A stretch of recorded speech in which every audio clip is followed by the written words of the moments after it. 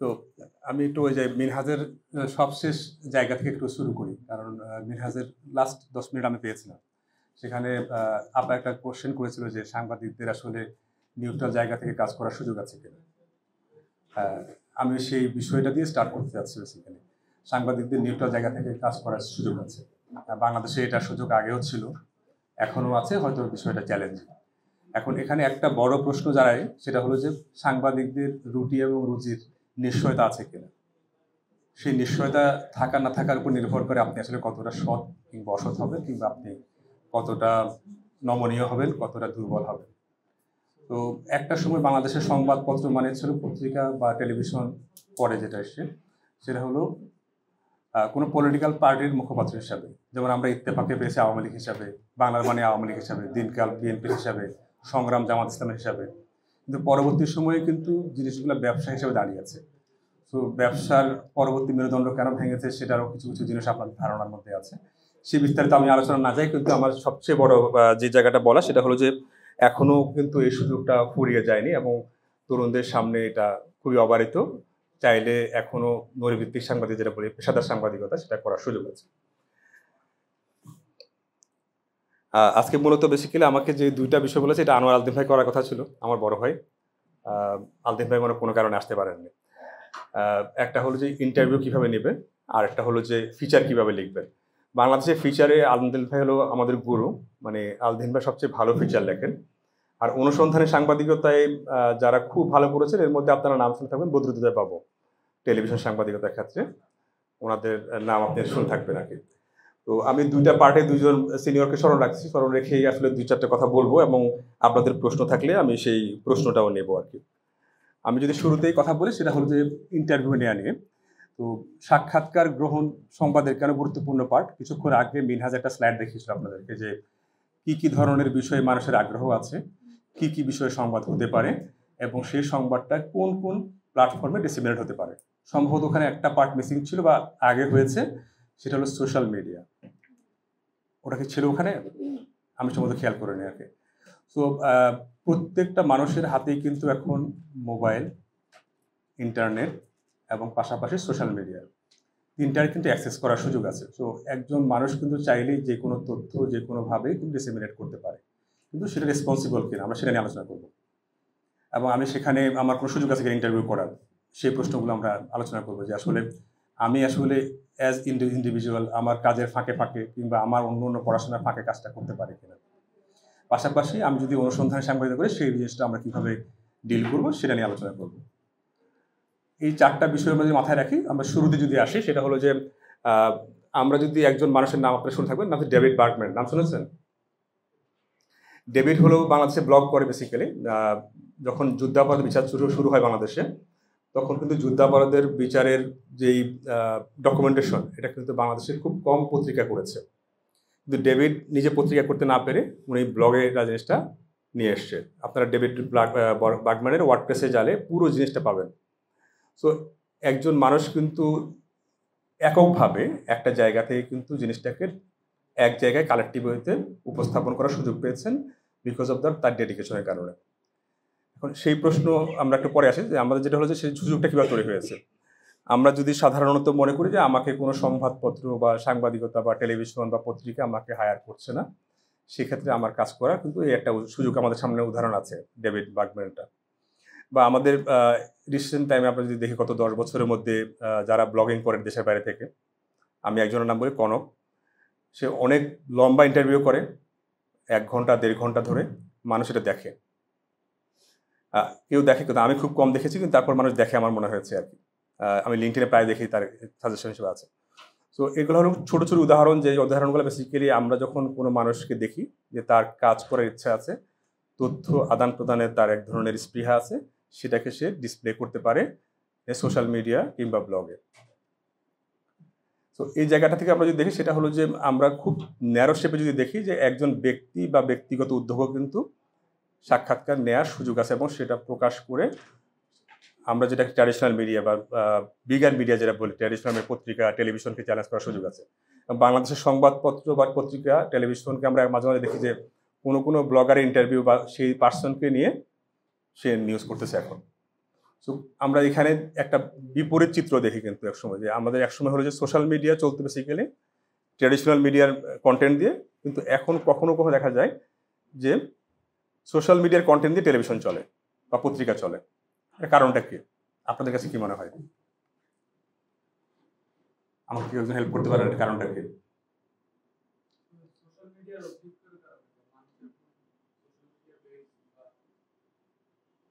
Basically হলো যে আমাদের সংবাদের আগে সূত্র কি থাকতো, আমরা সাধারণত আপনাদের যারা পড়িয়েছে ওনারা বলেছেন যে সংবাদ সূত্র হলো police, political person, government officials, তারপরে আপনার হলো যে bus driver, truck driver, bus stand, rail station, তাই না? এই ধরনের এগুলো এখন গত হয়েছে প্রায় 10 বছর বা 20 বছর হয়ে গেছে।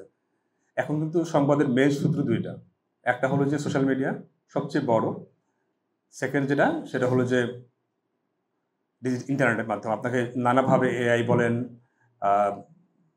জিমেনি বলেন বা আদার্স যে ধরনের টেকনোলজিগুলো আছে, টেকনোলজি ইউজের কারণে আপনার কাছে অনেক তথ্য আসে। সো আমি যদি সোশ্যাল মিডিয়া কিংবা আপনার হলো যে অন্য অন্য মাধ্যম থেকে সংবাদ বা সোর্সগুলো পাই, তাহলে সেক্ষেত্রে আমাকে করণীয়, আমি কি ডিরেক্ট ছেপে দেবো নাকি আমার এটা অন্য কিছু করার সুযোগ আছে?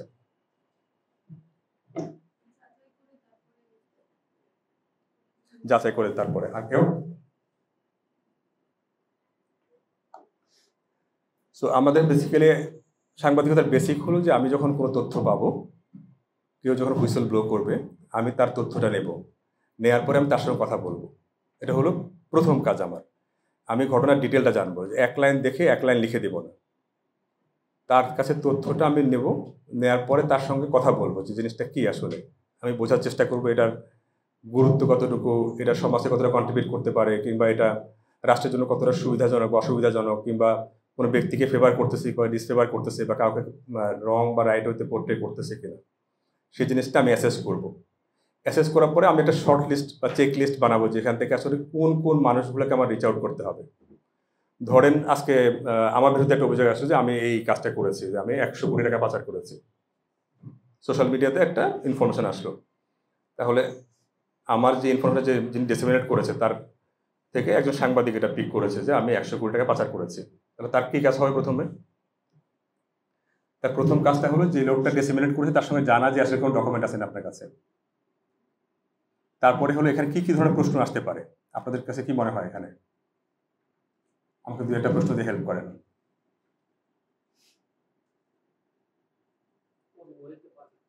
কোন ওয়েতে পাচার করেছে, টাকাটা কিভাবে ইনকাম করেছে, তাই তো? ওখানে করেছে, কোন দেশে করেছে। তো আমি কিছু চেক লিস্ট তৈরি করলাম, যে আসলে বেসিক্যালি যিনি হুইসেল ব্লো করেছেন তার ইনফরমেশনটা নিলাম, এটার সঙ্গে কে বা কারা জড়িত আছে, কোথায় আছে, কিভাবে আছে, এবং জিনিসটার আউটকামটা কি। সেই প্রশ্নগুলো আমি রেডি করার পরে এই চরিত্রগুলোর সঙ্গে আমার যেই সংশ্লিষ্ট ব্যক্তি বা প্রতিষ্ঠান কিংবা যে মানুষগুলো জড়িত তাদের সঙ্গে আমার ইন্টারভিউ করতে হবে। এখন আমরা সাংবাদিকতা যেটা করি সেটা হলো যে ফোনে সেরে ফেলি, কিংবা আমি বলি একটু জুমে আসেন, আপনার একটা ইন্টারভিউ নিয়ে আমি ছেড়ে দিচ্ছি। কিন্তু ইনভেস্টিগেশন কিংবা ইন্টারভিউ সিস্টেমটা হলো বেসিক্যালি আপনি প্রথমে একটা চেক লিস্ট তৈরি করবেন, চেক লিস্টটা তৈরি করে আপনি সেই মানুষগুলোর সঙ্গে দেখা করবেন।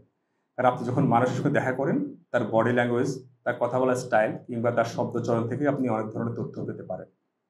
তো ইনভেস্টিগেশনের প্রাইমারি পার্ট হলো আপনাকে একটা চেক লিস্ট বানাতে হবে, এবং চেক লিস্ট ধরে নির্ধারিত ব্যক্তি এবং হলো যে প্রতিষ্ঠানের সঙ্গে কথা বলতে হবে, এবং তার বডি ল্যাঙ্গুয়েজ এবং টেক্সট দুইটা আপনাকে অ্যানালাইসিস করে রিপোর্টটা রেডি করতে হবে।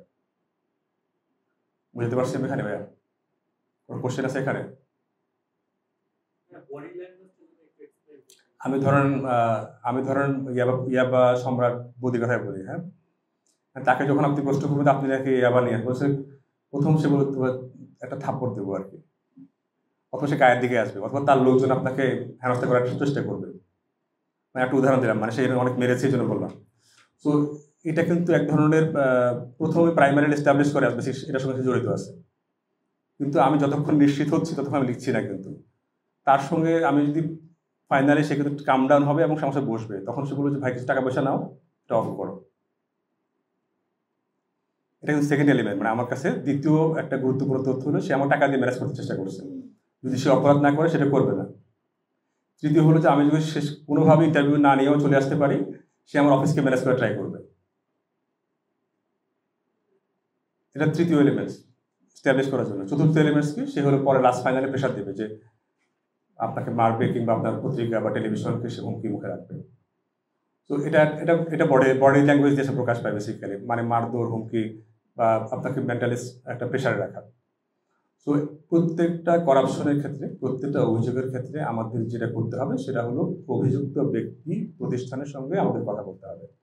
যেই সংবাদ তার অভিযুক্ত বা অভিযোগকারী সে কথা বলে না, কর্তৃপক্ষের বক্তব্য নেয় না, সেটা সংবাদ না। সেটা ফেসবুক স্ট্যাটাস হতে পারে, কিন্তু সেটা সংবাদ না। সুতরাং ইন্টারভিউর প্রথম পার্টটা হলো আমাকে বেসিক্যালি চেকলিস্ট তৈরি করতে হবে এবং সেই বিষয়ে আমাকে প্রপারলি অ্যাসেস করতে হবে। আমি একটা উদাহরণ দিই, আপনাদের মানে ঘুম আসতেছে। সেটা হলো 2016 সালে বাংলাদেশের জঙ্গি একটা নাটক বানিয়েছে আওয়ামী লীগ। সেটা হলো সাতক্ষীরাতে, যে একটা পলিটেকনিক স্কুল আছে সাতক্ষীরাতে, যেখানে হলো যে 4টা ছেলে একটা বাসায় থাকে, তারা সেখানে একটা জ্যামার লাগিয়েছে, এরকম একটা রিপোর্ট ছাপা হয়েছে, ভোরের কাগজে লিড করেছে রিপোর্টটা। এখন এটা কিন্তু বাংলাদেশ সব সংবাদপত্র রিপোর্টটা ছাপিয়েছে যে এখানে একটা জ্যামার লাগিয়ে জঙ্গি কার্যক্রম করার জন্য এই 4টা স্টুডেন্ট একটা প্রজেক্ট বাস্তবায়ন করেছিল, এবং মোটামুটি এটা নিয়ে খুব তোলপাড় বাংলাদেশে তখন। হওয়ার পরে এটা একটা ইনভেস্টিগেশন আমি গিয়েছিলাম। যাওয়ার পরে যেখানে হলো যে আমি যে চেকলিস্টটা করেছিলাম তার মধ্যে হলো যে আসলে ঘটনাটা কি, কারা এর সঙ্গে জড়িত, যেই বাড়িতে ওরা থাকে বা যেখানে জ্যামার লাগিয়েছে তারা জ্যামারটা আইডেন্টিফাই করেছে কে, আসলে এটা যে জ্যামার এটাকে আইডেন্টিফাই করেছে, এবং সেই রিপোর্টটা আসলে কীভাবে পত্রিকায় আসলো। দেখা গেলো যে এখানে প্রত্যেকটা মানুষের সঙ্গে ইন্টারভিউ করার পরে কেউ আর কনফার্ম করতে পারে না, সবশেষ জানালো যে সেখানকার একজন ইলেকট্রিশিয়ান এটা কনফার্ম করেছে যে এটা জ্যামার। কিন্তু এর মধ্যে কিন্তু রিপোর্ট ছাপা হয়ে গেছে বাংলাদেশ এবং বিদেশে, এবং জঙ্গিবাদ নিয়ে যাদের বিরুদ্ধে যাদের খুব স্ট্রং অবস্থান, যেমন সে সময় নয়া দিগন্ত ছিল, দিনকাল ছিল, তাদের পত্রিকা রিপোর্টটা ছাপা হয়েছে না জানা কারণে, যেহেতু জেলা পুলিশ সুপার নিজে জিনিসটা নিয়ে ব্রিফ করেছে। সো ব্রিফিং এর রিপোর্ট হতেই পারে সেই হিসাবে। কেউ এই প্রশ্নটা করে নাই যে এটা কিভাবে জ্যামার হলো। এখন এই জিনিসটা জানার জন্য যে জিনিসটা দরকার সেটা হলো যে জ্যামার আইডেন্টিফাই করবে, রিপোর্টারকে বের করতে হবে জিনিসটা, জ্যামারটা কিভাবে কাজ করে, এই জ্যামারটা আসলে কি আইডেন্টিফাই করতে পারে, এবং সেটা আদৌ কি সম্ভব কিনা, এখানে এই বাচ্চা ছেলে মেয়েগুলোকে আদৌ এখানে করতে পারে কিনা। সো এই প্রশ্নগুলোতে আপনাকে যদি রেডি করে রাখবেন না কেউ একজন, আপনি যখন চেকলিস্ট ধরে সংশ্লিষ্ট মানুষগুলো ইন্টারভিউ করবেন তখন কিন্তু জিনিসটা বেড়ে আসবে।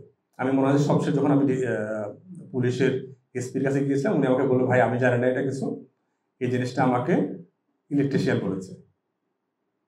আপনি ইলেকট্রিশিয়ানের মানে স্টেটমেন্টের উপরে ভিত্তি করে আপনি একটা প্রেস ব্রিফিং করেছেন, বলছেন না আমাকে সাংবাদিকরা বলছে এটা বলেন, আমি বলেছি।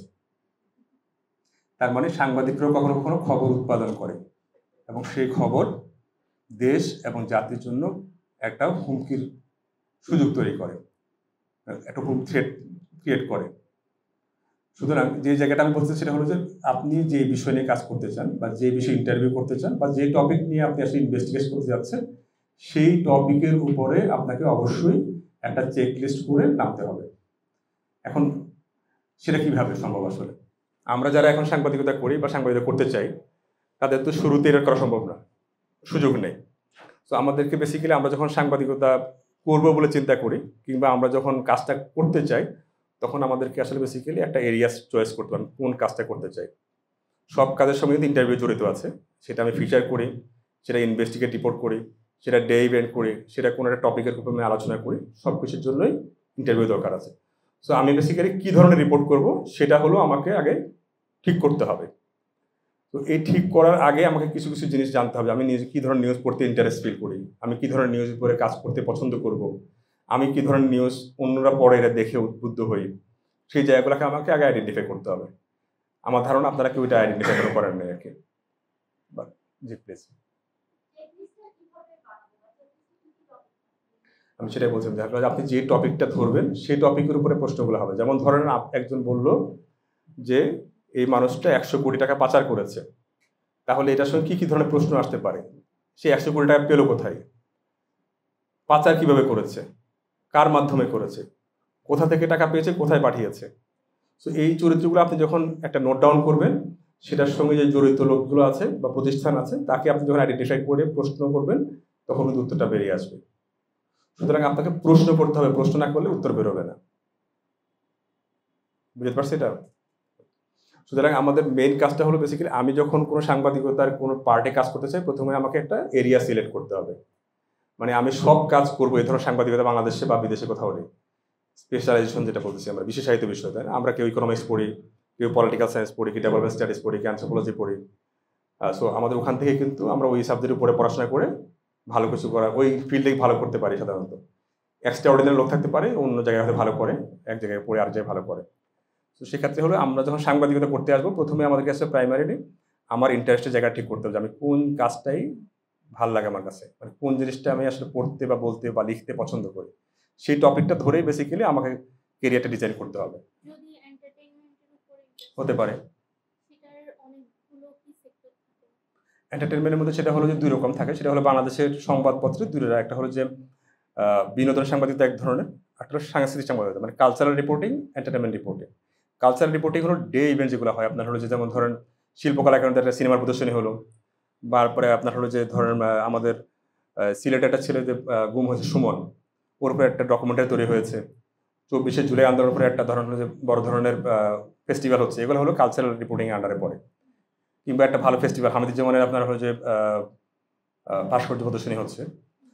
আর এন্টারটেনমেন্ট হলো পরিমণি কয়টা বিয়ে করেছে, এই ধরনের যে বিষয়গুলা, বা ওটিটি প্ল্যাটফর্মে শ্যামল মাওলার 2টা নতুন ফিল্ম আসতেছে, যেগুলো বেসিক্যালি মানুষকে আরাম দেয়, মানে মানুষ মজা পায়। এবং যে আপনি হাসলেন না, এই হাসিটা বা আপনাকে দিন শেষে মানে খুব খারাপ খবরের মাঝে একটু ভালো খবর দিয়ে আপনাকে আনন্দিত করা কিংবা আপনাকে একটু পুলকিত করা যে ইয়েগুলো থাকে, তাই না? আপনি খেয়াল করুন বাংলাদেশের সবচেয়ে বড় পত্রিকাও কিন্তু, বড় টেলিভিশনও কিন্তু শাকিব খান রিপোর্ট দেয় না? Because of that. So entertainment report আপনি যখন যোগ করবেন যে আপনি সংস্কৃতি রিপোর্ট এক ধরনের, বিনোদন রিপোর্ট আলাদা। বিনোদনটা হলো বেশি একজন মানুষকে পোর্ট্রে করা, আর কালচার রিপোর্ট হলো আমার ওভারঅল কালচারকে রিপ্রেজেন্ট করা। তো দুইটার মানে টপিক আলাদা। তো আপনি যদি মনে করেন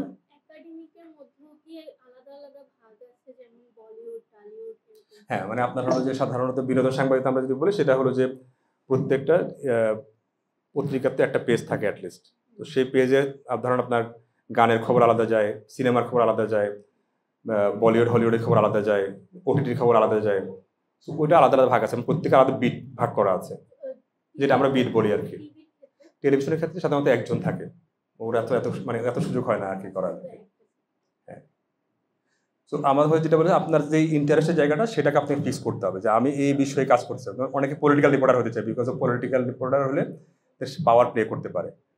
এটা এক ধরনের আমাদের মানসিকতা গড়ে উঠেছে যে আমি পলিটিক্যাল রিপোর্টার, ক্রাইম রিপোর্টার, এই দুটাই রিপোর্টিং, আর বাকি কেউ সাংবাদিক না। তো এটা একটা বড় কারণ কি, কারণ পলিটিক্যাল রিপোর্টাররা আপনি যতই হন না কেন, লিডাররা সবসময় আপনাদেরকে কাছে ডাকে, স্নেহ করে, কথা বলে, এটা দেখে অন্যরা প্রভাবিত হয়। আর crime reporter always police army সবার সঙ্গে তার রিলেশন খুব ভালো, যে কোনো সময় ফোন করে ঝাড়ে চলে যেতে পারে। তো মানুষ সেটা খুব এনজয় করে আর কি। বাট এর বাইরে অনেক সাংবাদিকতা আছে বাংলাদেশে বা গ্লোবালি। এখন সবচেয়ে প্রমিজিং সাংবাদিকতা টেকনোলজি সাংবাদিকতা। কারণ হচ্ছে এখন এআই এর যুগ, এখন সোশ্যাল মিডিয়ার যুগ, এখন কন্টেন্ট টেকনোলজির যুগ। সো আপনার হলো যে গ্লোবালি এই জিনিসটা খুব বড় হচ্ছে, এবং সব কিছুর মূল এখন টেকনোলজি। আগে ছিল সব কিছুর মূল ইনফরমেশনটা ডাইভার্ট হয়েছে টেকনোলজিতে। সো দ্যাট হলো যে আমরা এখন কিন্তু দেখি যে সারা বিশ্বে নলেজের যে মেন হাব সেটা হলো টেকনোলজির মধ্যে। সো গ্লোবালি এখন টেকনোলজি রিপোর্টিংয়ের উপরে ফোকাসটা বেশি। আর সেকেন্ড হলো যেহেতু পলিটিক্যাল টার্মোইলটা খুব বেশি, এবং সেখানে মানুষ বায়াসনেসের পরিমাণ বেশি, এই জন্য মানুষ বেশিরভাগ পত্রিকা কিংবা আপনার সংবাদ মাধ্যম এখন বাণিজ্য সংবাদে খুব ফোকাস রাখে। তো সাংবাদিকতার ক্ষেত্রে শিফটিংটা হয়েছে গত 20 বা 25 বছরে বাংলাদেশ বা সাউথ এশিয়াতে। তো আপনাকে আসলে বেসিক্যালি টপিকটা ঠিক করতে হবে, আপনি কোন টপিকে কাজ করতে চান, এবং সেই টপিক ধরে বেসিক্যালি আপনাকে আগাইতে হবে। কোনো প্রশ্ন আছে এই পর্যন্ত? বাংলাদেশের সংবাদপত্র কিভাবে কাজ করে এটা কি সকালে কেউ বলেছেন? টেলিভিশন বা প্রিন্ট মিডিয়া কিভাবে কাজ করে?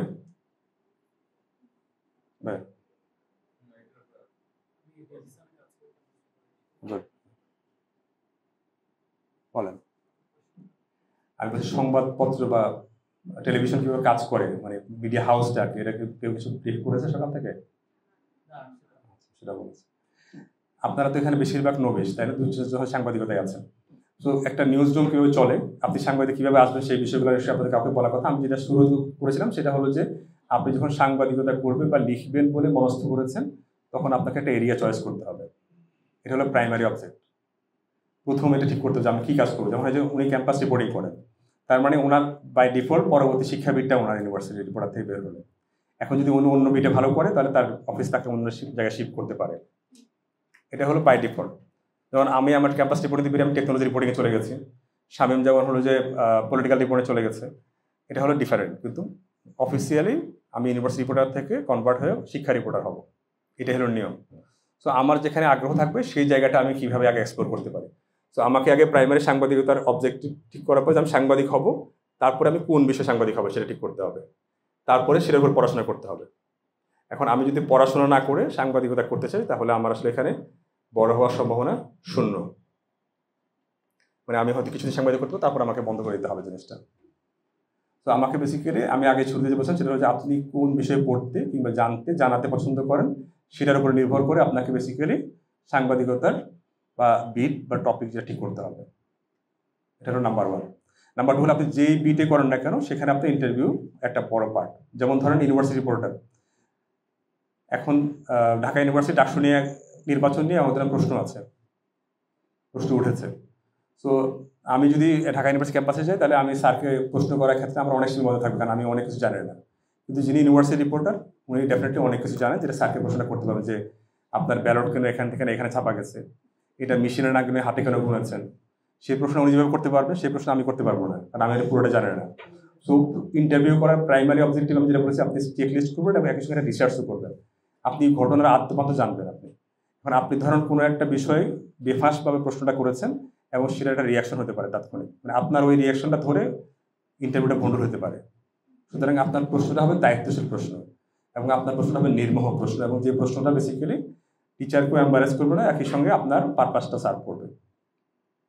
তো আমি যদি মনে করি আমি ইউনিভার্সিটি রিপোর্টার, আমি ভিসিডি গুনি না, আমরা গুনে না, ঠিক আছে, এটা ইউনিভার্সিটি রিপোর্টারতে এক ধরনের ইয়ে থাকে, কিন্তু গুনতে হয় কখনো কখনো যখন আমি সিরিয়াস রিপোর্ট করতে যাব। সুতরাং প্রশ্ন করার ক্ষেত্রে আমাদের প্রাইমারি থাকবে যে আমি প্রশ্ন ঠিক করবো, ওর কাছে যাব এবং সেই প্রশ্নগুলোর বেসিক রিসার্চ আমার থাকবে, যেটাকে আমরা মিডিয়ার ভাষায় বলি ম্যাপিং। আমরা একটা মানুষকে ম্যাপিং করে দিই, এই মানুষটা কেমন। যেমন ধরেন আপনি ইন্টারভিউ করতে গেলেন ঢাকা ইউনিভার্সিটির ভিসি, এখন কি নিয়াজ সাহেব, তাই না? তো নিয়াজ স্যার হলো VC Dhaka university, development studies teacher, খুবই নরম মানুষ, কিন্তু এখন হয়তো গরম হয়ে গেছে। আপনি হয়তো ওনার কাছে গেলেন প্রশ্ন নিয়ে, উনি খেপে না, আমি কথা বলবো না, যাও। এখন আপনি যদি প্রেশার করেন তাহলে সে কিন্তু হয়তো আপনাকে খারাপ কিছু বলতে পারে। তো আপনার বেসিক্যালি একটা টাইম ঠিক করে নেওয়া হবে। ইন্টারভিউর প্রথম জিনিসটা হলো যে আপনি তাকে আগে সময় দেবেন, স্যার আমি অমুক দিন এই বিষয়ে আপনার সাথে কথা বলতে আসতে চাই, তার একটা প্রস্তুতি থাকবে। আর আপনি প্রশ্নগুলো রেডি করবেন না, তাকে কী কী প্রশ্ন দিয়ে ধরবেন আপনি, তারপরে প্রশ্নগুলোর প্রেক্ষাপটে আর একটা নতুন প্রশ্ন আসতে পারে, সেই প্রশ্নটা আপনি করবেন এবং সেই প্রশ্ন দুইভাবে রেকর্ড রাখবেন। একটা হলো আপনি রেকর্ড রাখবেন, আর একটা লিখিতভাবে রেকর্ড রাখবেন।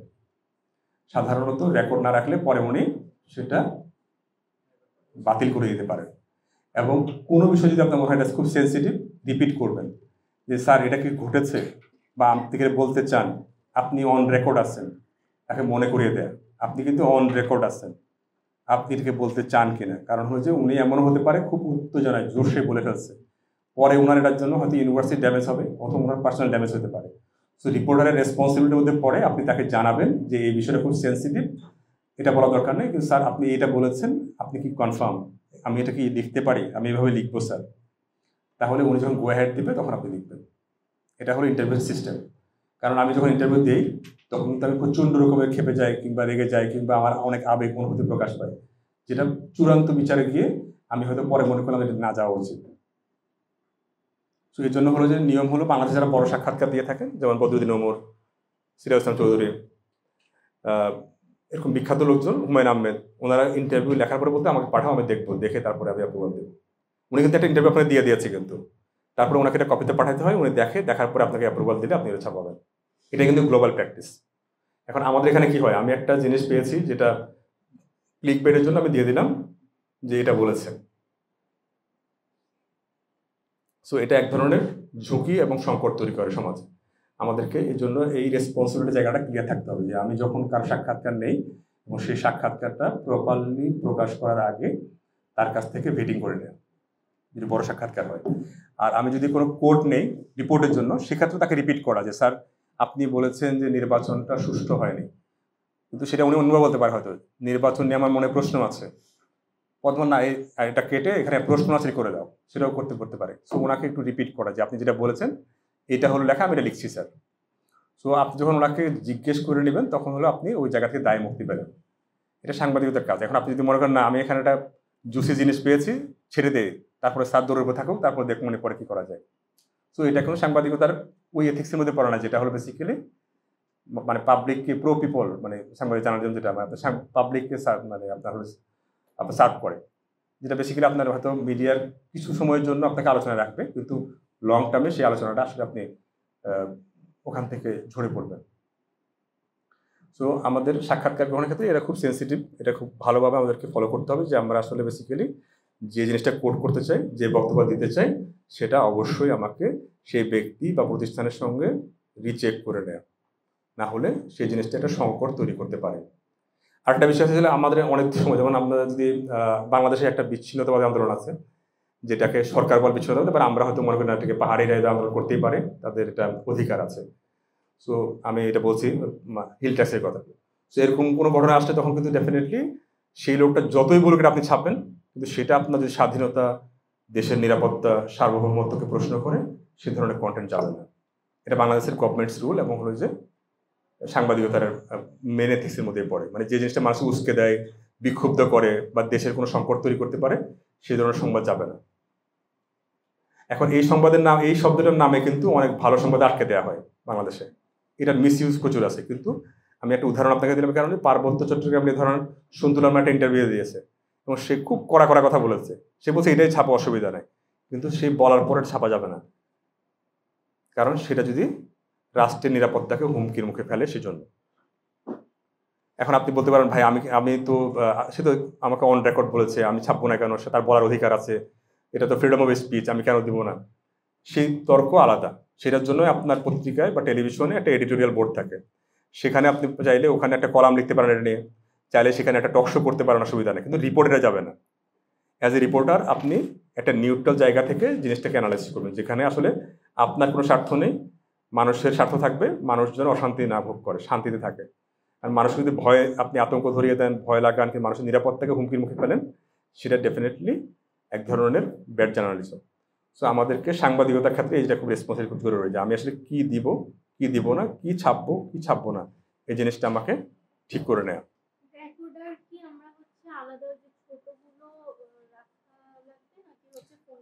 ফোনে রেকর্ড করলে হবে, কারণ এখন তার আগে রেকর্ডার রাখার সিস্টেম নেই, মানে আপনি একটা রেকর্ডার নিয়ে গেলেন। জি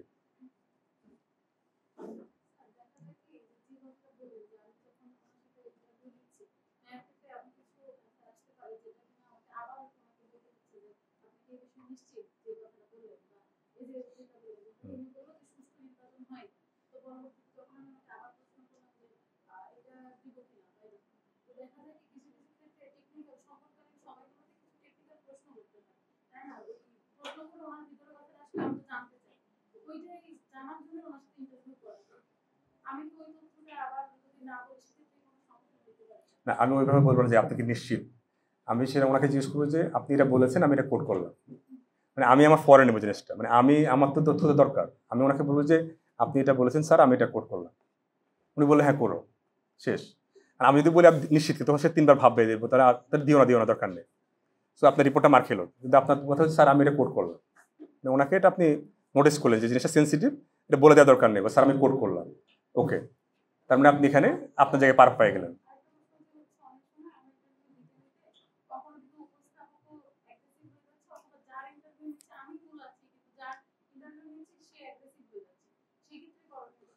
সেটা হলো সেক্ষেত্রে আপনি যদি যারা উপস্থাপক যারা অ্যাগ্রেসিভ হয়, এরা হলো অসাংবাদিক, এবং এদের সাংবাদিকতার কাণ্ড জ্ঞান বলতে কিছু নেই। কারণ হলো যে সাংবাদিক হলো সেই যে হলো সব ধরনের সিচুয়েশনে ঠান্ডা থাকবে, সে সব সময় ডিল করবে খুবই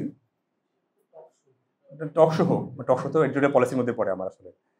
এবং সংবাদপত্রে তো বেসিক্যালি টেলিভিশনের হলো টকশো, পত্রিকার হলো এডিটোরিয়াল পেজ, এই দুটো হলো পত্রিকার বা টেলিভিশনের এডিটোরিয়াল পলিসিকে রিফ্লেক্ট করে। সো ওখানে যদি আমি খেপে যাই, আমি যদি বিরক্ত হই, এটা আমার এডিটোরিয়াল পলিসি পড়ে না, সাংবাদিকতার এথিক্সের মধ্যে পড়ে না, বেসিক স্ট্রাকচারে গলদ এখানে। যিনি এটা করেন, যারা করেন, তারা ডেফিনেটলি অসাংবাদিক, একেবারে ডিরেক্টলি বলতে পারেন আপনি খুবই অসাংবাদিক এরা, কারণ এটা সে কখনো করতে পারে না। উনি অলওয়েজ কাম এবং কোয়েট থাকবে, এটাই নিয়ম, এটাই বেসিক। দেশে এবং দেশের বাইরে তাই হয়। সেটা হলো আপনি তখন তাকে যতটা সম্ভব শান্ত করার চেষ্টা করবেন। মানে মানুষ তো সারাক্ষণ ক্ষেপে থাকে না। আপনি হয়তো এমন একটা কথা বলেছেন তার খুব খারাপ লেগেছে। যেমন ধরেন একজন মানুষ যেমন সেদিন পরিবারে একটা প্রশ্ন করলো যে আপনি আপনি কয়টা বিয়ে করেছেন? এটা একটা অসভ্য প্রশ্ন এটা। মানে এখন হচ্ছে বেসিক্যালি আমরা এটা খুব মজা পাই বলে হয়তো প্রশ্ন করেছি যে যিনি করেছেন উনি এক শিক্ষিত মানুষ। তো এখন ধরো যে আমি হ্যাঁ বললাম, কিন্তু ও তো খেপে গেছে। খেপে যাওয়ার পরে উনি মনে হচ্ছে তার মানে কি আপনি একজনের সঙ্গে বিয়ে করেছেন? সে বলছেন আমি 12টা বিয়ে করেছি। তারপরে সে টপিকটা ঘুরে নিয়েছে। সাধারণত যেরকম মানুষ যখন উত্তেজিত হয়ে যায় তখন তাকে টপিকটা চেঞ্জ করে দেয়া, অথবা তার খুব সুখের কোনো স্মৃতি মনে করে দেয়া। যেমন ধরেন আপনি একটা পলিটিক্যাল লিডার ইন্টারভিউ নিতে গেছেন, তাকে আপনি হয়তো প্রশ্ন করলেন যে স্যার আপনি আপনার লোকজন এখানে এই এলাকায় 100 লোককে মেরে বের করে দিচ্ছে, সে বলছে আপনি দেখছেন এটা? খেপে গেল। আপনি বললেন পরেক্ষণ আপনি বলেন স্যার আপনি কিন্তু যে এই এলাকায় যে আর্সেনিক ছিল সেটা থেকে মুক্তির একটা ব্যবস্থা করছেন গত 10 বছরে, খুব ভালো প্রজেক্ট ছিল স্যার। বলছে হ্যাঁ এটাই কথা বললা তুমি আমাকে, তুমি এটা কেন বললা আমাকে? তখন সে কিন্তু তার জায়গাটা চলে আসে। তার সাইকোলজি আপনি বুঝতে পারেন। আপনি যদি তাকে খেপাই দেন সে ক্ষেপে থাকবে, কিন্তু তাকে হলো বেশি শিফটমেন্টটা আপনি করতে পারবেন। শিফটিংটা দরকার, খুব জরুরি। মানুষকে ফেস টু ফেস ইন্টারভিউ করতে হয় এই কারণে যে বেসিক্যালি যখন আপনি বডি টু বডি কন্ট্যাক্ট হবে, চোখে চোখে কথা বলবে, তখন কিন্তু সে বেসিক্যালি আপনাকে বুঝতে পারবে, আপনি তাকে বুঝতে পারবেন যে সে খেপে যাচ্ছে কেন। মানুষ কিন্তু সবসময় চেহারায় এটা জিনিসটা প্রকাশ পায়। কিন্তু আপনি আমার ক্লাস এনজয় করছেন কিনা বা কথা এনজয় করছেন সেটা আমি এখান থেকে দেখে বুঝছি কে কে এনজয় করতে করছেন। এটা হলো খুব সিম্পল। আবার আমি কিন্তু বলতে পারছি যে আপনি এখানে বুঝতেছেন যে মনে হয় এখানে কোনো গলদ আছে। এটা খুবই হিউম্যান সাইকোলজি, খুবই ডিফারেন্ট টাইপের জিনিস। সো আপনাকে ফেস টু ফেস থেকে প্রশ্ন করে উত্তরটা বের করতে হবে। এখন মানুষের খেপাই দেওয়া কিন্তু আমার কাজ না। আমার কাজ হলো রিপোর্টটা বের করে নিয়ে আসা। যেমন ধরেন আমি সেটা বলছিলাম যে সন্তুলার কথা বলছি। সন্তুলার যদি একটা ইন্টারভিউ দিয়ে বলে কালকে যে জিয়াউর রহমান, এরশাদ এদের কারণে আমাদের শান্তি আছে না, এমন বলো না, প্রায়শই তো বলে সে এখানে স্যাটেলাইট আনে বসাই দিচ্ছে সব রেগুলার বেসিস। কিন্তু আমরা এখানে কোনো কেন রিপোর্ট করে নেব না? কারণ হচ্ছে এটা আমার স্বাধীনতা সার্বভৌমত্বকে প্রশ্ন করে, ন্যাশনাল সিকিউরিটিকে প্রশ্ন করে সে। আমি কখনোই আমার সিকিউরিটির বিরুদ্ধে যেতে পারি না। সো এই সাংবাদিকতার দায়িত্বের সাথে আমার থাকতে হবে আমাকে। আমি যদি মনে করি না সে বলেছে তার স্বাধীনতা আছে, আমার স্বাধীনতা আছে, আমি লিখে দেবো, নো, এখানে আমাকে রেসপন্সিবল হতে হবে। এই জায়গাটা আমাদেরকে সবসময় ক্লিয়ার থাকতে হবে আমরা কি করতে চাই। আমরা আর কোনো প্রশ্ন আছে এখানে? সেকেন্ড পার্ট সেটা হলো যে আমি যদি ইন্টারভিউ বাইরে যদি কোর্ট বলি, আমি হয়তো একটা রিপোর্ট করতেছি, তো আমার সাধারণত সাংবাদিকরা কি করি যে আমার মতো করে একটা কোর্ট চাই। শামা আপাকে ফোন করলাম, আপা বিএনপি 200 আসনে মনোনয়ন দিয়েছে, আপনি কিছু জানেন কিনা? তা আপা বলুন না আমি জানি না। আমি লিখে দিই আপা জানেন না। এখন এটা তো আসলে প্রশ্ন না, বেসিক্যালি উনি নাও জানতে পারেন, কারণ উনি তো মানে এটার জন্য ইয়ে না আর কি। এখন আমার কি মানে উনি অর্গানাইজ সেক্রেটারি জানবেন না কেন, বা উনি ফরেন উইং দেখে উনি জানবেন না কেন? মানে আমার তো মাথায় ঘুরতেছে এটা। সো আমি আসলে বেসিক্যালি ওনাকে ইন্টেনশনাল বিপদে ফেলতে যাচ্ছি। পার্টির একটা স্পোক্স পার্সন আছে, নিয়ম অনুসারে গ্লোবালে যে সিস্টেম সেটা হলো আপনি যে কোনো পলিটিক্যাল পার্টি নিউজ করার ক্ষেত্রে পার্টির স্পোক্স পার্সন বক্তব্য নেবেন, এর বাইরে কোনো বক্তব্য, এর বাইরে কেউ বক্তব্য দেয় না। বাংলাদেশ হলো একমাত্র অসভ্য দেশ যেখানে প্রত্যেকটা লোক পাড়া মহল্লা থেকে শুরু করে সবাই বক্তব্য দেয়। এতে অসুবিধাটা কি হয় সেটা হলো যে পার্টি সম্পর্কে মানুষের এক ধরনের মিসকনসেপশন তৈরি হয়। যেমন ধরেন কর্পোরেট হাউসগুলো আপনারা যখন ডিল করবেন, যে কোনো কর্পোরেট হাউস যখন আপনি কোনো বিষয়ে কথা বলতে চান তার স্পোক্স পার্সন কথা বলবে, নট সিও। কিন্তু আমরা সাংবাদিকরা কী করি, ফোন করে সিওকে, ভাই এই ঘটনা কী ঘটেছে জানান তো আমাকে একটু। এই ঘটনার সঙ্গে ওনার কোনো সংশ্লিষ্ট নাই, কিন্তু উনি তখন আমাকে বলতে পারেন, তখন বলছে এই বিষয়ে ওনাকে ফোন করা উনি কিছু জানেন না। সো এটা হলো এক ধরনের কি মানে আমি আসলে একটা কোম্পানিকে ইচ্ছাকৃত হয়রানি করতেছি। এই কাজটা আমরা করি খুব, সাংবাদিকরা খুব ভালোভাবেই করি জিনিসটা। এটা করি হলো আমাদের মূর্খতার কারণে, আমরা জানি না এই জন্য। সো এই যে শিখতে হবে, আমরা সবসময় কিতাবে কি আছে সেটা শিখতেছি, তাই না? আমাদের টিচার আছে বলে যে অপরাধ, সেক্স, পলিটিক্স ছাড়া কোনো সাংবাদিকতা নেই। আসলে আমি নিজে সাংবাদিক করে খুব বেশি পড়াশোনা আমার নাই, কিন্তু আমার কাছে কখনোই মনে হয় না এবার সাংবাদিকতা হয় না আর কি। বাংলাদেশে এরকম রিপোর্ট আছে যে রিপোর্টটা আসলে এই 3টা টপিকের বাইরে গিয়েও অনেক নাম করেছে। সো আমাদের কিন্তু ভালো জিনিস আছে, সেটা আমরা হয়তো কখনো কখনো নানা কারণে সামনে আনতে পারি না। কারণ হচ্ছে আমরা বাই দ্য বুক কিছু জিনিস ফলো করি। আমার বস আমাকে বলে যে অমুককে ফোন দাও, রিপোর্ট না দিলে বিরুদ্ধে রিপোর্ট করে দাও। এটা এক ধরনের ব্যাড জার্নালিজম, এবং এটা হলো যে সাংবাদিকতার প্রতি মানুষের যে অনাস্থা আছে না, বিরক্তি আছে, এটা বড় কারণ হলো এটা। ইনফ্যাক্ট এটা মানুষকে সংবাদপত্র বিমুখ করতেছে। সো আমাদের বেসিক্যালি আমরা যারা সাংবাদিক এখন আসতে চাই, আপনারা যারা করতে চান, আপনাদের মূল জিনিসটা হবে যে আপনার সাংবাদিকতায় পেশাদারিত্ব থাকবে।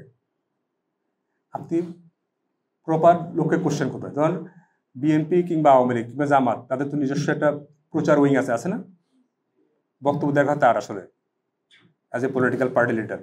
অ্যান্ড আমি কিন্তু অমুকরে যেমন হয়েছে কি ওই রমনা থানা বিএনপির প্রেসিডেন্টকে হাইলাইট করে তার বক্তব্য নিলাম, দেখেন ওটার মধ্যে বক্তব্য আছে মির্জা ফখরুলের আবার। এটা হলো অসভ্য জার্নালিজম। কারণ ফখরুল কোথায় আর হলো যে রমনা থানা বিএনপি প্রেসিডেন্ট কোথায়। সো আমরা অনেক সময় বুঝে এগুলো করি। এটা কেন করি? কারণ হলো যে আমরা মনে করি এই লোকটাকে এখানে দিলে সেই লোকটা দলের সবাইতে নিউজটা পড়বে, সে লোকটা হাইলাইট হবে। এটা হলো অসৎ সাংবাদিকতা। আমি যখন সংবাদ রচনা করি, আমাদের কাজ হলো ইন্টারভিউ নেওয়ার ক্ষেত্রে সবসময় পাশাপাশি নেওয়া। যেমন আপনি এটা রিপোর্ট করার জন্য ইন্টারভিউ নিলেন বিএনপি সেক্রেটারি মির্জা ফখরুল, সেটার সঙ্গে জামাতের অ্যাসিস্ট্যান্ট সেক্রেটারি নিলে হবে না, তাকে জামাতেরও সেক্রেটারি নিতে হবে আপনাকে। সেটা যদি আওয়ামী লীগের হয় তাহলে তার আওয়ামী লীগেরও সেক্রেটারি নিতে হবে। আমরা কি করি? পাই নাই ভাই, এটা নিয়ে এসে ওই আওয়ামী লীগের প্রতি সমর্থন নিয়ে আসছি। সো এটা কিন্তু এক ধরনের ব্যাড ইন্টেনশন। কারণ হলো যে আপনি তখন কিন্তু একটা মানুষকে খুব বড় করে দেখান, একটা মানুষকে খাটো করেন। সো সাংবাদিকের কাজ কাউকে বড় কিংবা ছোট করা না, ওর কাজ হলো নিউট্রাল জায়গা থেকে জিনিসটা দেখা। তো ইন্টারভিউ করার ক্ষেত্রে সবসময় সমান, কাছাকাছি এবং হলো যে গুরুত্ব অনুসারে ইন্টারভিউটা করতে হবে, এবং যেই টপিক নিয়ে কাজ করছে সেই টপিকের উপর ইন্টারভিউটা হবে, সেটা যে বোঝে।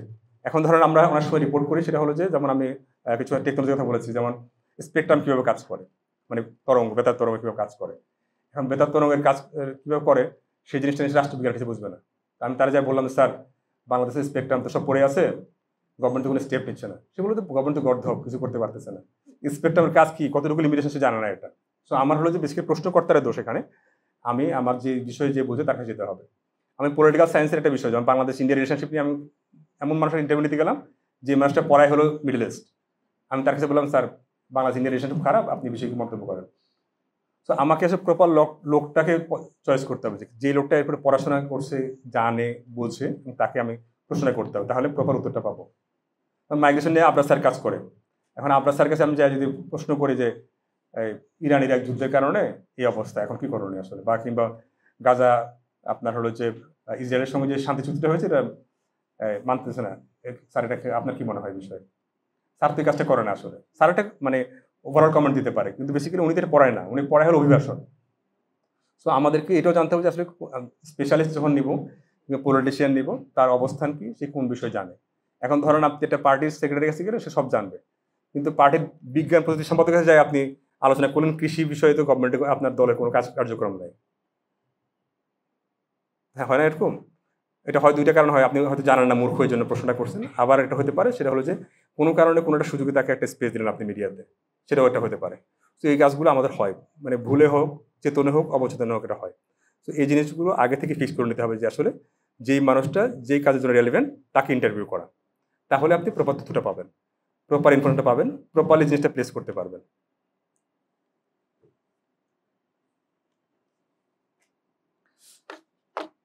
ইন্টারভিউ নেওয়ার ক্ষেত্রে মানে ক্যামেরার সাইডটা কেমন, কয়েকটা অ্যাঙ্গেলে নিলেই হবে নাকি একটা দুটোই আলাদা? আমাদের টেলিভিশনে যদি ইন্টারভিউ নেয় সেক্ষেত্রে কমপক্ষে দুইটা ক্যামেরা হলে খুব ভালো। কারণ ও যখন একটা মাস্টার শট নেয় তখন তো সাইডে থাকে না। সো একটা মাস্টার শট ধরলো, একটা সাইডে ক্যামেরা মুভ করলো, মানে প্যান করে যেটা বলে আর কি। আমি হয়তো শ্যামাপাড়া ইন্টারভিউ নিতেছি, তো ওনাকে আর যিনি ইন্টারভিউ নিচ্ছে ওনার একটা মাস্টার শট থাকলো এটা। আর মাঝে মাঝে যখন কথা বলে তখন একটা ক্যামেরা সুইচ করলো, জাস্ট হাতের শটটা নিয়ে হাতের বা ফেসের এক্সপ্রেশনটা নিল, মানে সবসময় তো কথা বলার সময় হাত পা নাড়ে, তাই না? তো ওই জিনিসটা একটু বোঝা যায় আর কি জিনিসটা। এখন আপনি ফিক্স ক্যামেরা ধরে রাখেন তাহলে দেখা যাচ্ছে ওই এক পার চোয়াল দেখা যাচ্ছে, একজনের ছায়া দেখা যাচ্ছে, তখন জিনিসটা মানে ইয়ে হবে না। তবে ডেফিনেটলি যখন আপনারা ইন্টারভিউ শ্যুট করবেন টেলিভিশন কিংবা সোশ্যাল মিডিয়ার জন্য, সেক্ষেত্রে আপনি যার কাছে ইন্টারভিউ করবেন তাকে আগে প্রশ্ন দিয়ে দিবেন যে আপনার এই টপিকের উপর আমি ইন্টারভিউ করবো, উনি এটা পড়াশোনা করবেন, তারপরে আপনাকে কোনো প্রশ্ন বাদ দিতে হলে বলবেন যে এই প্রশ্ন বাদ দাও, এটা অ্যাড করো, উনি সেটা ঠিক করে দেবেন। কারণ অন ক্যামেরা আসার পরে অনেক সময় মানুষ এক্সাইটমেন্টে অনেক কিছু বলে ফেলে, তারপর যখন পাবলিশ হয় তখন সে প্রেশারে পড়ে যায়। তো এই জন্য তাকে আগে যখন পড়তে দিবেন সেক্ষেত্রে তার রেকর্ডিংটা ভালো হবে, আর পড়তে না দিলে রেকর্ডিং খুব খারাপ হবে। এটা হলো টেলিভিশন সিস্টেম বা টেলিভিশন নিয়ম, হলে আগে প্রশ্ন দিয়ে দেয়, নাহলে কিন্তু ঝামেলা হয় আর কি। আমরা তো ইন্ডিভিজুয়ালি ক্ষেত্রে কিভাবে প্রশ্ন করব সেটা বুঝছি, কিন্তু অনেক সময় এমন হয় যে একটা গ্রুপ অফ পিপলের অপিনিয়ন নিতে হয়। যেমন আমার ডিপার্টমেন্ট থেকে একবার আমাকে বলেছে একটা অ্যাসাইনমেন্ট, যেটা হচ্ছে স্কুল থেকে, বিভিন্ন স্কুল থেকে হচ্ছে গার্ডিয়ানদের অপিনিয়ন নেওয়া, যে টিচিং লার্নিং মেথড নিয়ে ওদের কি চিন্তা ভাবনা, বা ওই স্কুলে ইংরেজি মানে প্রত্যেকটা শিশু কতটুকু পাচ্ছে সুবিধা বা কতটুকু পাওয়া উচিত। তো সেক্ষেত্রে যে দেখা গেল কেউই ক্যামেরার সামনে আসতে চায় না, কেউই প্রশ্নের উত্তর দিতে চায় না, পরে দেখা গেল কোনো রকম নিজেদের মতো করে কাল্পনিক একটা রিপোর্ট আমাদের তৈরি করতে হচ্ছে, সেক্ষেত্রে কিভাবে আমরা না, ক্যামেরার সামনে আসতে হবে কেন? আমাদের এটা হচ্ছে একটা প্রেজেন্টেশনের মতো ছিল যে ভিডিও করতে হবে। সেটা হলো যে আপনার টেলিভিশন সাংবাদিকতা যেটা হয় সেটা হলো যে আপনি যখন কেউ কোর্ট দিতে না চায় কিংবা তার ছবি দেখাতে না চায় বা ছবি, তখন তো তার ভয়েস চেঞ্জ করে দেওয়া যায়, ছবিটা এমবেড করা যায়, হ্যাঁ, ব্লার করে দেওয়া যায়, আর কথাই যে বলতে চায় না, কথা চেঞ্জ করা যায়। আপনি ওনাকে অ্যানসার করতে হবে। কারণ আমরা সাংবাদিকতা কি করি, আপু কোনো অসুবিধা নেই আপনি বলেন, তারপরে পুরোটা চালাই দিলাম, মানে এথিক্সের বাইরে এটা পুরো। এই যে মানুষ পরে ভয় পায়, সাংবাদিকতে মানুষ খুব ভয় পায় বিকজ অফ দ্যাট, কারণ সাংবাদিকরা সবসময় আনএথিক্যাল কাজ করে বেশি, সরি টু সে। বাংলাদেশে না, গ্লোবালি। আমি আপনাকে একটা উদাহরণ দিই, সেটা হলো যে তেহেলকা.com নাম শুনেছেন আপনারা? ফার্নান্দেজের নাম শুনেছেন? ইন্ডিয়ান আপনার প্রতিরক্ষা মন্ত্রী ফার্নান্দেজ পদত্যাগ করেছিল একটা রিপোর্টের জন্য। সেটা হলো যে তেহেলকা.com এর রিপোর্ট হয়েছে যে ফার্নান্দেজ একটা প্রতিরক্ষা চুক্তিতে অনিয়ম করেছে 200 কোটি টাকার, এই জন্য তার পুরো টিম পদত্যাগ করেছে। তো করার পরে যেটা হয়েছে সেটা হলো যে রিপোর্টটা করেছেন অনিরুদ্ধ বাহাল, তার রিপোর্টটা করেছিল, তো আমি তার একটা ইন্টারভিউ করেছিলাম। মানে অনিরুদ্ধ বাহাল, যার রিপোর্টের কারণে একজন প্রতিরক্ষা মন্ত্রী পদত্যাগ করেছে, সে কথা বলতে ভয় পাচ্ছে। কি কারণে? সে মনে করছে আমি তার লেখা সব ছেপে দেবো। সে বলছে এটা ইন্ডিয়াতেই হয়, তুমি তো বাংলাদেশ থেকে আসছো। আমি তো আর অনেক ছোট তখন, আমি মাস্টার্সে পড়ি তখন। তো সে খুবই শেখি যে না, এটা বলা যাবে না। এবং সে একটা এক্সপিরিয়েন্স শেয়ার করেছে আমার সাথে, আমি এটা লিখেছিলাম পরে, এসে তাকে জিজ্ঞেস করে লেখা যাবে কিনা। সে যখন মামলার আসামি হলো, ইন্ডিয়াতে তার বিরুদ্ধে মামলা করেছে, এবং সে যখন কোর্টে উঠে তার পক্ষে কোনো লয়ার দাঁড়ায় নাই, কারণ প্রত্যেক লয়ার মনে করছে সে পাকিস্তানের টাকা খেয়ে রিপোর্টটা করেছে। ইন্ডিয়ার কোনো সিভিল সোসাইটি তার পক্ষে দাঁড়ায় নাই। এবং আমি যখন লাস্ট তার ইন্টারভিউ করি 2006-এ, তখনও সে একজন প্রহরী নিয়ে চলে, তার সঙ্গে একজন গানম্যান থাকে। সাংবাদিকতা গানম্যান ওদের শেষ, কারণ গানম্যান সবগুলো ইনফরমেশন কালেক্ট করে সঙ্গে সঙ্গে ওদের পুলিশ হেডকোয়ার্টারে রিপোর্ট করে যে আজকে অমুক জায়গায় গেছে, আজকে অমুক জায়গায় কথা বলছে, আজকে এখানে গেছে, মানে সাংবাদিকতা শেষ আর কি ওখানে। তো এটা হয়, মানে এটা হচ্ছে আপনার হলো যে মানুষের ভয়টা থাকে আর কি, মানে এত বড় মানুষ যদি ভয় পায়, আপনার ওই অভিভাবক তো ভয় পাবে, কারণ সাংবাদিকরা তো কথা বলে নিয়ে এসে ছেড়ে দেয়। ইভেন টিচাররাও আমাদের হচ্ছে ক্লাসে বসে রিপোর্ট দিতে হতো, তো ওরা আমাদের সামনে ক্লাসই নেয় যে না এইভাবে তো ক্লাস নেওয়া যায় না, আপনারা বসে কিভাবে ক্লাসই নেয় না। এটা এক ধরনের ঠিক আছে, কারণ আপনি যখন সাধারণত এরকম রিসার্চের কাজে যাবেন, এটা নিয়ম হলো আপনি স্কুলকে আপনি আগে জানাবেন প্রিন্সিপালকে যে আমি এই বিষয়ে রিসার্চের কাজে আসবো, আপনার স্কুলে আমি এই ক্লাসটা অ্যাটেন্ড করতে চাই। উনি অ্যাপ্রুভ করলে আপনি স্কুলে যাবেন, ক্লাসে যাবেন। কারণ হলো যে টিচাররা খুবই ছোট মানুষ, তারা যদি একটা ঝামেলা বা কিছু একটা বলে ফেলে, আপনি সেটা কোর্ট করলেন, তারপর তার চাকরি চলে যাবে তারপরে। আর আপনি চাকরি চলে যাওয়ার পর আপনি এটা ফেরত দিতে পারবেন না, কারণ বাংলাদেশের সিস্টেমটা এত খারাপ, এত ভালো যে চাকরি যাওয়ার পরে ফেরত আসে না চাকরি।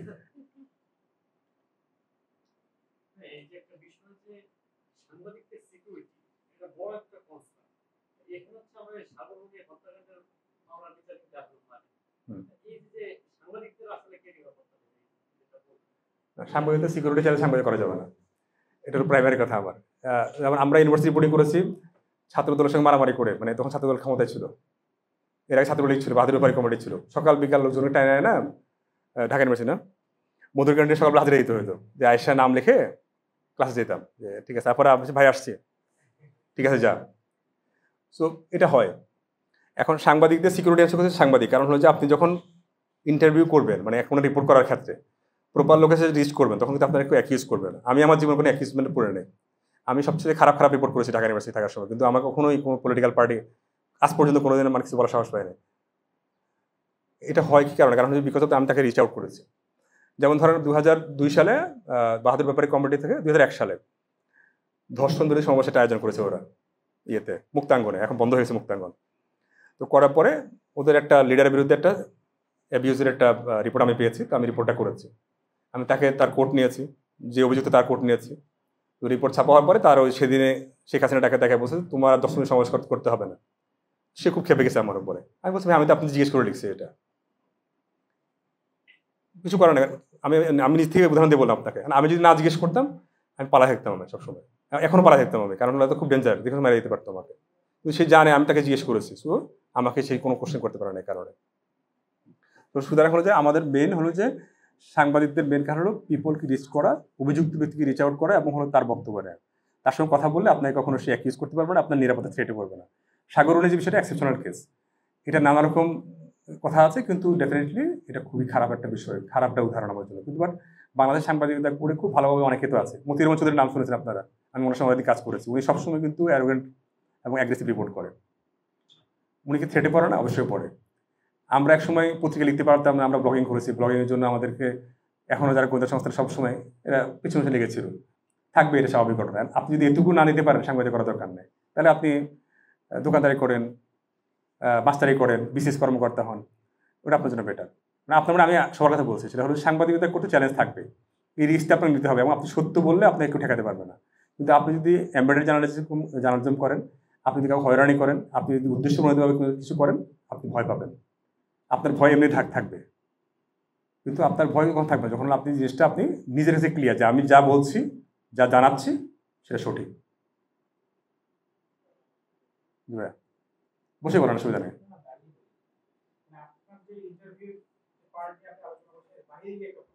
প্লিজ। জি। আমাদের কাজ করতে চাই সাংবাদিকতা পড়ার পরে আমাদের যে অর্থনৈতিক অবস্থা শুরু হয়, টেলিভিশন যে বর্তমান বাংলাদেশের প্রেক্ষাপট, এই বিষয়টাকে আপনি কিভাবে দেখেন? একজন গ্র্যাজুয়েশন করে স্টুডেন্ট যখন শুরু করতে যায় কাজ, তাকে হতাশার মধ্যে পড়তে হয় অর্থনৈতিক অবস্থা নিয়ে। আপনি ডেপুটি অ্যাসেম্বলি লিডার হিসেবে কিভাবে দেখেন বিষয়টা এবং ভবিষ্যৎ কি হবে বলে আপনি মনে করেন? আমি ওই প্রশ্নে আসতেছি। আর কোনো প্রশ্ন আছে? আমি একটু সেকেন্ড পার্টটা আসি, আমার সময় শেষ হয়ে আসছে, আমি তারপরে এটা ব্যাক করতেছি আপনাকে। ফিচার। সো আমি যেটা গল্প বলছি, বেসিক্যালি ফিচারের দুটা পার্ট। একটা হলো যে ইনভেস্টিগেটিভ রিপোর্টের দুইটা পার্ট। একটা হলো যে ইনভেস্টিগেটিভ রিপোর্টটা হলো যে ইনডেপথ রিপোর্টিং, যেটাকে ইন্ডিয়া কিংবা আমেরিকা বলে ইনভেস্টিগেটিভ রিপোর্টের বাংলা করে তদন্তমূলক রিপোর্ট, আমরা বলি অনুসন্ধানের রিপোর্ট। সো ওটাকে ইউরোপিয়ানরা আবার বলে ফিচার রিপোর্ট। মানে ও যখন একটা ঘটনার ইনডেপথ অ্যানালাইসিস করে ওটাকে ওরা ফিচার রিপোর্ট বলে। বাংলাদেশে ফিচার রিপোর্ট বলে সফট স্টোরি বা টিজার স্টোরি, টেলিভিশনে বলে টিজার স্টোরি, পত্রিকার সফট স্টোরি। সেটা হলো যেটা আপনাকে আরাম দেয়, যে পত্রিকার নিউজটা পড়ে আপনি আরাম পান। শাকিব খান বুবলির সঙ্গে ঘুরতে গেছে, এটা শুনে আপনি খুব খুশি হয়ে যাচ্ছেন, কিন্তু আপনি এখানে কোনো রোল নাই আপনার। কিন্তু আবার ধরেন হলো যে আমরা সারাক্ষণ তো মারামারি কাটামারি থাকি না, এর মধ্যে হয়তো এরকম খবর পাইলে আমাদেরকে আরাম লাগে, ঠিক আছে। বিদেশেও এরকম খবর হয়, আমরা বাংলাদেশে একমাত্র হয় এমন না। সো ফিচার মানুষকে সবসময় আরাম দেওয়ার জন্য, এবং সংবাদপত্রে ফিচারটা লেখা হয় আপনি যাতে করে কিছু সময় কাটাতে পারেন মারামারি কাটাকাটির সংবাদের বাইরে। অ্যান্ড ফিচার কী কী টপিকে হয়? সব টপিকে হয়, বাট আমাদের দেশে ফিচার বলতে আমরা বুঝাই যে বিনোদন, বেড়ানো, খাওয়া দাওয়া, এগুলার। কিন্তু ধরেন আমি কালকে মিনহাজ কিছুক্ষণ আগে একটা উদাহরণ দিচ্ছিল, গতকালকে যে আপনার বিয়ারিং প্যাডটা পরে একজন ছেলে মারা গেছে। আমি তার বাচ্চাটা ইন্টারভিউ দেখছিলাম, যে সেটা হলো যে যদি আমাদের টেলিভিশনটা অ্যালাউ করে না, বাচ্চার ইন্টারভিউ আমরা করে না, যে তাকে যেতে মানা করা হয়েছিল মানে, এবং হলো যে তার ওয়াইফও দরজাটা খুলে রাখছে, রেগে এসে দরজাটা আটকায় নাই, কিন্তু ঠিক আছে, যাওয়া অসুবিধা নেই আর কি। তো মানে আপনার হলো যে একটা মানুষ পড়ে মরে গেছে, এটা কিন্তু 4 লাইনের নিউজ, কিন্তু একটা মানুষ যে সকালে অভিমান করে বাসা থেকে বেরিয়েছে, তার ফেরা হয়েছে খারাপভাবে, মানে শেষ ফেরা হয়েছে। আবার কেউ কেউ করেছে তার মানে তার ভাবিকে সে ফোন করে বলছে সে দেশে আসতেছে, সে লাশ হয়ে গেছে। আবার কেউ লিখেছে সে দেখা ওকে বলেছে ইলিশ মাছ কেনার জন্য, সেটা তার খাওয়া হয়নি। সো এগুলো কিন্তু অফ টপিক, মানুষ কিন্তু এটা বাদ দিয়ে এটা বেশি পড়ছে। যেমন ধরেন বাংলাদেশে আপনার হলো যে আওয়ামী লীগের শেষ দিকে ফ্রান্সের রাষ্ট্রদূত এমানুয়েল মাখো আসছিল। ম্যাখো কিন্তু অনেক কাজ করেছে, মানে অনেক চুক্তি করেছে, কিন্তু আলোচনা কি ছিল? ম্যাখো জলের গানের এখানে স্টুডিওতে গেছে, বুড়িগঙ্গায় ওখানে যায় সে চমচে আর সিঙ্গারা খাইছে। মানুষকে কিন্তু এগুলো রিলিফ দেয়, কখনো আপনি খুব স্ট্রেসে আছেন, এর মধ্যে কিন্তু এই ধরনের সংবাদ মানুষকে রিলিফ দেয়। তো যেই সংবাদ মানুষকে রিলিফ দেয়, এটাই ফিচার, সহজ করে বোঝার জন্য। আবার ম্যান নিয়ে হয়, যেমন ধরেন আপনার হলো যে বাংলাদেশে খুব লিজেন্ডারি পলিটিক্যাল পার্টির লিডার আছে না, কিংবা ধরেন আপনার হলো যে খুব বিখ্যাত লোক, আমি একজনের নাম মনে করতে পারি এখন, তালুকদার মনিরুজ্জামান, নাম শুনেছেন আপনারা? আচ্ছা, আমি আর একটু ছোট করবো, আব্দুর রাজ্জাকের নাম শুনেছেন? আচ্ছা, মানে এরকম লিজেন্ডারি পিপল যাদের নিয়ে ফিচার হয়, বা জামিল চৌধুরীর নাম শুনেছেন আপনারা নিশ্চয়ই, এই প্রজন্মের লোকজন শোনার কথা, নিশ্চয়ই উনি প্রাইভেট ইউনিভার্সিটিতে কাজ করেছেন, এই জন্য আমাদের অনেকে জানার কথা আর কি। সো এরকম কিছু মানুষ আছে যাদেরকে নিয়ে আসলে ফিচারও হয় অনেক সময়, যেটা আমি খুব আনন্দ নিয়ে পড়াশোনা পড়ি, বা কেউ এভারেস্টে উঠেছে, কেউ 5টা-7টা পাহাড়ের শৃঙ্গে ইয়ে দিয়েছে, কেউ হলো সেন্ট মার্টিন সাঁতরে গিয়েছে। এই গল্পগুলো আমরা পড়তে বা শুনতে পছন্দ করি, সেটা এক ধরনের মানুষকে আনন্দ দেয়। সো আমাদের ফিচার করার ক্ষেত্রে কোনো একটা সাবজেক্ট বা অবজেক্ট যেটা আমি ধরে না কেন, সেটার উপরে ইনডেপথ অ্যানালাইসিস করে রিপোর্টটা লিখতে হয়। যেমন ধরেন আপনি যদি বগা লেক নিয়ে একটা ফিচার করেন, সেই ক্ষেত্রে আসলে বেসিক্যালি বগালেকের রূপ সৌন্দর্যের বর্ণনা যদি আপনি খালি কবিতা দিয়ে ভরাই ফেলেন হবে না, আসলে ওখানে আপনি কি যাবেন, জায়গাটা কোথায়, সিকিউরিটি কেমন, ওই জিনিসগুলো থাকতে হবে। সো ফিচার এবং হলো যে রেগুলার নিউজের যে মেইন বেসিক কে কি কখন কোথায়, মানে 5W1 যেটা আর কি, এটা ফিচার ক্ষেত্রে থাকতে হবে। সো এই দুইটা জায়গায় সেম। আমি ব্যাক করি, আপনার হলো প্রফেশন হিসেবে সাংবাদিক কেমন। বাংলাদেশের সংবাদপত্র বা সাংবাদিকতা পেশা হিসেবে দাঁড়াতে পারে না, এটা সত্য কথা, কিন্তু সন্দেহ নেই। দ্বিতীয়ত হলো যে এর মধ্যে আমাদের ডিজিটাল অ্যাডাপ্টেশনটা হয়েছে খুব স্লো। আমরা ডিজিটাল বাংলাদেশ খুব গলা ফাটাই ফেলছি, কিন্তু আসলেই যে ইন্টিগ্রেশনটা দরকার ছিল আমাদের ডিজিটাল সেক্টরে, সেটা হয় নাই আমাদের। তো না হওয়ার কারণে কি হয়েছে, ট্র্যাডিশনাল মিডিয়া এখন হলো যে ভঙ্গুর অবস্থায় আছে, যে হলো যে আসলে বেসিক্যালি একজন গ্রাজুয়েটকে 20,000 টাকা দিয়ে হায়ার করতে ভয় পায়, এবং বিষয়টা খুবই কম থাকে। আমরা যখন ইউনিভার্সিটি পড়ে শুরু করেছি, স্বামী এখানে আছে, আমরা যে টাকায় পাইতাম যদি এটার সঙ্গে ইনফ্লেশন হিসাব করি, তাহলে একটা ইউনিভার্সিটি পড়ে বেতন হওয়া এখন 25 থেকে 30,000 টাকা। সেটা কি হয় না তো, মানে একটা স্টাফের বেতন 20,000 টাকা হয় না। এর কারণটা কি, বেশিরভাগ বিজনেস কেসগুলো শিফট করেছে। আমরা যারা টেলিভিশন বা পত্রিকা বা অনলাইন মিডিয়ার মালিক হই, বা আমরা মালিকানা চালাই, আমরা কি করি বেসিক্যালি, আমরা হলো যে বিজনেস কেস ছাড়াই একটা স্বপ্নের মধ্যে থাকি। আমি একটা অনলাইন বা টেলিভিশন করে ফেললাম, আমার একটা মিডিয়া আছে, সো এই স্বপ্নটা আমি যখন বাস্তবায়ন করি, সেই সঙ্গে কিছু লোকজনের স্বপ্ন মেরে ফেলি। আমি 2 বছর বা 3 বছর একটা ফান্ড নিয়ে আমি 20 জন লোককে হায়ার করি, তারপরে এটা চালাই না, লস হওয়ার পর বন্ধ করে দিই, বা হলে মিনিমাম স্কেলটা চালানোর জন্য তুমি থাকো বাকিরা চলে যাও। সো বিজনেস কেস কেউ দাঁড়ায় না, কারণ বাংলাদেশে যদি আমি বিজ্ঞাপন বাজার অ্যানালাইসিস করি, সেটা হলো বাংলাদেশে এখন এই মুহূর্তে বিজ্ঞাপন বাজার আছে 2,500 কোটি টাকার। তো আমি 2,500 কোটি টাকা, এটা একটা রাফ হিসাব বলতেছি আমি, আমার যত ধারণা আর কি। তো এর মধ্যে 1,500 কোটি টাকার বিজ্ঞাপন যায় গুগল, ফেসবুক, টিকটক, ইনস্টাগ্রাম, এগুলো হয়ে যায়।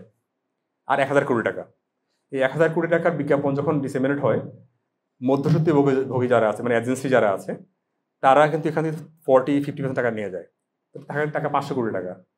বাংলাদেশ টেলিভিশন আছে 35টা, পত্রিকা আছে 100টা, অনলাইন আছে 200টা, কমিউনিটি রেডিও আছে, তারপরে ইনফ্লুয়েন্সার আছে, ব্লগার আছে। আপনি এবার টাকা হিসাব করে ভাগ করে দেখেন যে আপনার ভাগে কত টাকা পড়ে। সো আপনাকে বেসিক্যালি টেলিভিশন বা পত্রিকা ওই টাকাটা থেকে বেতনটা দেয় আপনাকে, পকেট থেকে টাকা দেয় না আপনাকে। সো ও সবসময় হিসাব করে কি, যে এডিটর মানে টপ লেভেলে 10 জন আছে, আমি 5 জন আছে, এদেরকে 5 লাখ টাকা দিয়ে দাও, বাকি 10,000 টাকা লোক নিয়ে আনো। সো এটা খুবই ব্যাড প্র্যাকটিস, কারণ আমরা বিজনেস কেস চিন্তা করে সংবাদপত্র করি না, যার জন্য সংবাদপত্র শিল্প হিসেবে দাঁড়ায় বাংলাদেশে। আমরা অনেক গল্প করি, আমরা সব ইউনিভার্সিটিতে জার্নালিজম ডিপার্টমেন্ট খুলে ফেলেছি।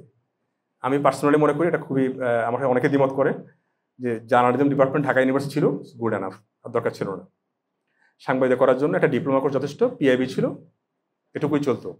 কিন্তু কি হয়েছে এখন, বাংলাদেশ থেকে সাংবাদিকতা পড়ে একজন সম্পাদক দেখান যে সাংবাদিকতা পড়ে সম্পাদক হয়েছে, একজন, নাইমুল ইসলাম খান ছাড়া। প্রথম আলো সবচেয়ে বাংলাদেশের বড় উদাহরণ সাংবাদিক, তাই না? প্রথম আলো সম্পাদকের সাবজেক্ট কি? পরিসংখ্যান। মতিউর রহমান চৌধুরীর সাবজেক্ট কি? Political science. দেওয়ান হানিফ মাহমুদের সাবজেক্ট কি? ইকোনমিক্স। শামসুল জাহিদের সাবজেক্ট কি? ইকোনমিক্স। মাহমুদুর রহমান সাবজেক্ট কি? সে বুয়েটে পড়াশোনা করছেন। মানে আপনি মানে যেটার উপযোগিতা নাই, মানে সেটা হলো আমরা সবসময় পপুলার হয়ে যাই। মানে আমাদের স্যার মারা গিয়েছেন, আরেফিন স্যার হলো এই আকামটা করেছে, সব জায়গায় একটা সাবজেক্ট খুলে দিয়েছে। এবং হলো যে মনে হয় কোনো ইউনিভার্সিটি বাকি নেই এখন, না? অলমোস্ট সব ইউনিভার্সিটিতে পাবলিক প্রাইভেট সব জায়গায় জার্নালিজম ডিপার্টমেন্ট আছে। তো আমি খুব কম পড়াইতে পারি, কিন্তু তারপর দু এক জায়গায় আমার যাওয়ার সুযোগ হয়। আমি কোনো কোয়ালিটির ছেলে মেয়ে, আমার তো কোয়ালিটি নেই, ঠিক আছে, কিন্তু ওদের মধ্যে কোয়ালিটি আরো খারাপ আমার থেকে দেখলাম। মানে তো এটা পড়লে লাভ হয়ে গেতে হবে। মানে আপনি যদি 5 বছর পড়ার পরে একটা রিপোর্টের ইন্ট্রো লিখতে না পারেন, এটা তো আমার একেবারে বেকার। আপনাকে আমি একটা প্রপারলি অনেক এবিসিডি শিখাইলাম জার্নালিজমের, কিন্তু আপনি লিখতে পারলেন না। দেখা গেছে আপনার মানে এই আপনার পড়াশোনাটা বেকার, এই ডিপার্টমেন্টের ইনভেস্টমেন্টটা বেকার, এবং এই স্পেশালাইজ সাবজেক্টটাও বেকার। এখান থেকে পুরো বিসিএস দিচ্ছেন আপনি, এখান থেকে পরে আপনি মুদি দোকান দিচ্ছেন, মানে আপনি অনলাইন ব্যবসা করতেছেন, এখান থেকে পরে আপনি হয়তো আপনার হলো পুলিশ হচ্ছেন। আসলে এটা দরকার নেই তো। মানে পড়াশোনা কেন সাবজেক্ট ভিত্তিক হয়? কারণ হচ্ছে আপনি ওখান থেকে এক্সপার্টিস গ্রো করবেন, সেটা আপনি ন্যাশনালকে কন্ট্রিবিউট করবেন। না, আমরা তো কন্ট্রিবিউট করতে পারতেছি না। তো এই সাবজেক্ট আসলে এনিওয়ে এটা নিয়ে বেশি পড়া ঠিক হবে না, যে আপনারা পড়াশোনা করেছেন। আপনি অ্যান্সার পেয়েছেন ভাইয়া? এই যে অনীহা যে কাজ করছে, অর্থনৈতিক অবস্থা, অর্থনৈতিক সুবিধা এই অনিহারটার জন্য কি আমরা টেলিভিশন দায়ী না বাংলাদেশে? না। যারা এই সংস্কারে কাজ করে তারা কি দায়ী না? না। তারা দায়ী না। তাহলে কি আমরা দায়ী যারা পড়াশোনা করছি? না, তাহলে কারা দায়ী? সিস্টেমটা দেয়।